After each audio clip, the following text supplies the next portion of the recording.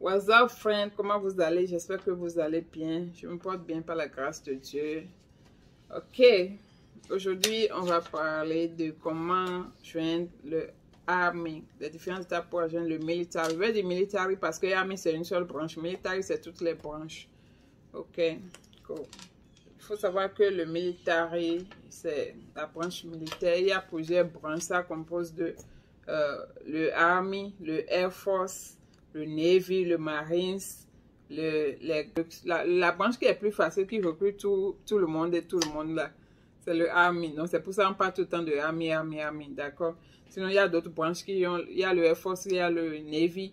Le Air Force qui s'occupe de tout ce qui est aérien, vous avez compris. Le Navy, c'est tout ce qui est l'eau, donc tout ce qui doit transporter sur l'eau. Il y a les Marines aussi. Et il y a aussi les gardes. Les gardes, c'est eux, ils sont les part-time, ils sont dans le military part-time, quel que soit le corps. Donc, ils sont dans le civil et aussi dans l'armée en même temps. Moi, quand je suis venue, le premier mois, je suis venue dire, j'ai dit à celui qui me bergeait là, je parle bien de Nebraska parce que je suis venue d'abord à Chicago, après je suis allée au Nebraska. Donc, celui qui était au Nebraska, je lui ai dit, s'il te plaît, tu connais un recruteur de l'armée, tu peux m'amener. Il a dit oui. Donc, il m'a amené chez un recruteur, je lui ai parlé, j'ai dit je veux joindre le Army. Donc le gars me disait, tu as quel âge? J'ai dit mon âge, il dit ok c'est bon. Mais ton anglais là, non, il m'a dit que mon anglais là est un peu bizarre, que je dois prendre un test, mais avec mon anglais ça va être difficile, que d'aller faire un peu le ESL et de revenir. Donc moi je suis allée, je ne suis plus revenue. Donc c'est un peu ça. Donc qu'est-ce qui se passe quand vous venez, il faut chercher un bureau de recruteur et aller voir, parler à un recruteur. Ils sont partout. Tout ce que tu as fait, c'est de Google Army Recruiter. D'accord, bien military recruiter, ils vont te sortir les listes là. Tu choisis ce qui est plus proche de toi, tu vas. Et tu vas leur dire que tu veux joindre.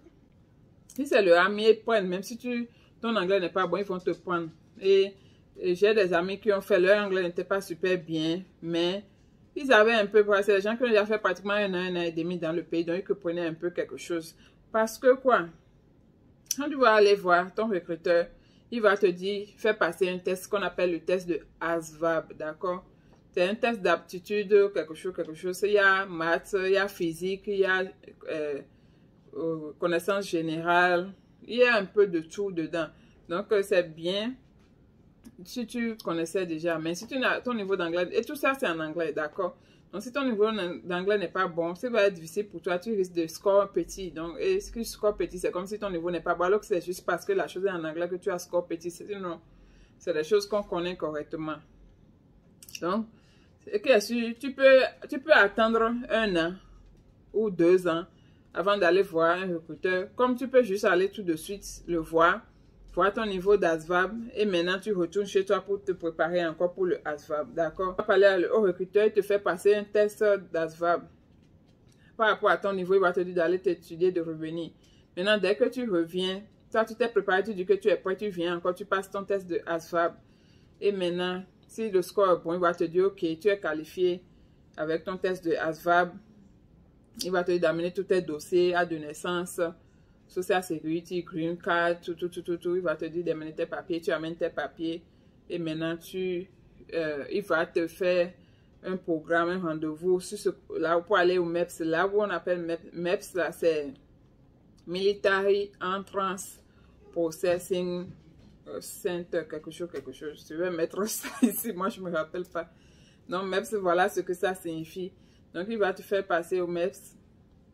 Et maintenant au MEPS là, c'est là où on fait les examens physiques, d'accord? Physique, c'est pas chez nous, c'est pas comme en Afrique, c'est pas comme en Afrique. Et quand je vous dis l'armée c'est comme ça, c'est pas en Afrique là-bas, tu dois connaître quelqu'un qui connaît quelqu'un pour rentrer dans l'armée, ce n'est pas ça. Si tu as envie d'aller dans l'armée, tu vas parler à un recruteur, si tu remplis les conditions, ils te font passer à l'armée.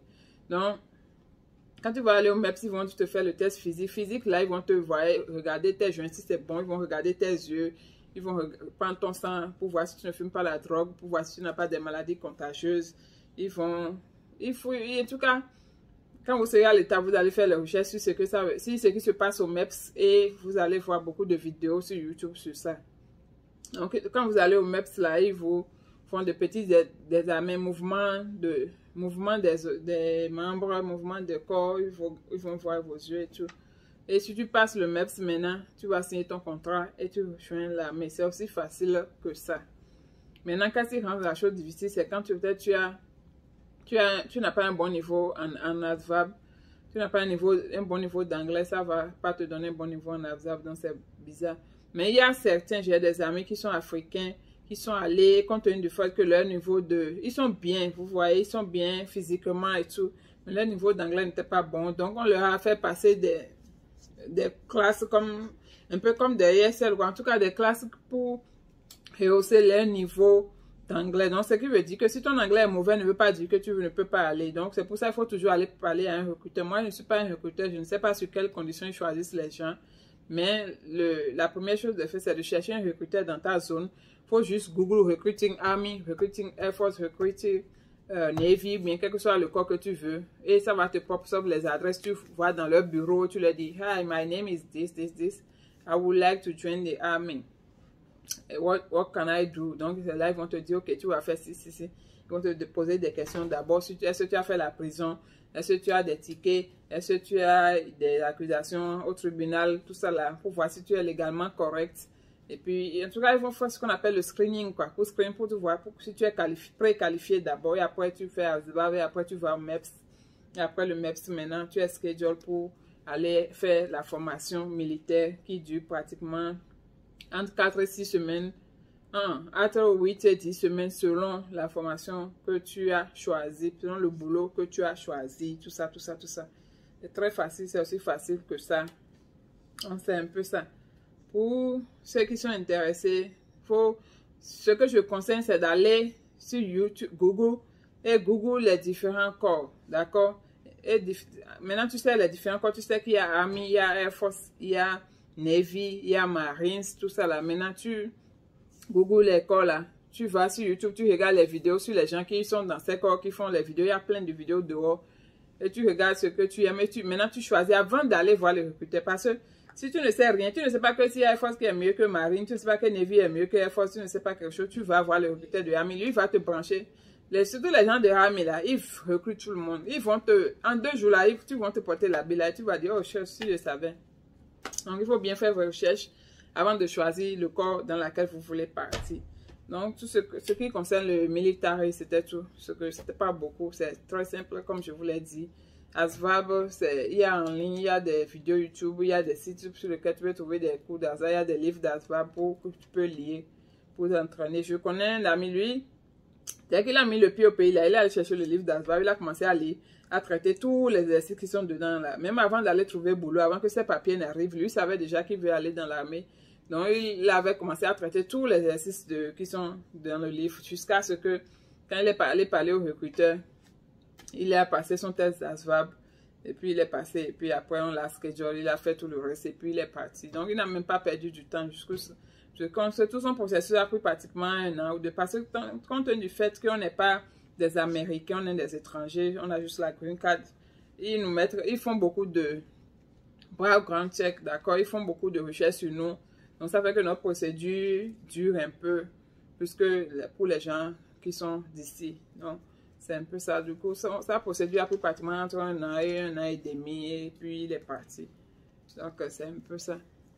S'il y a des amis qui sont dans l'armée, si vous avez d'autres choses à ajouter, mettez en commentaire pour ceux qui ne savent pas, pour qu'ils puissent comprendre.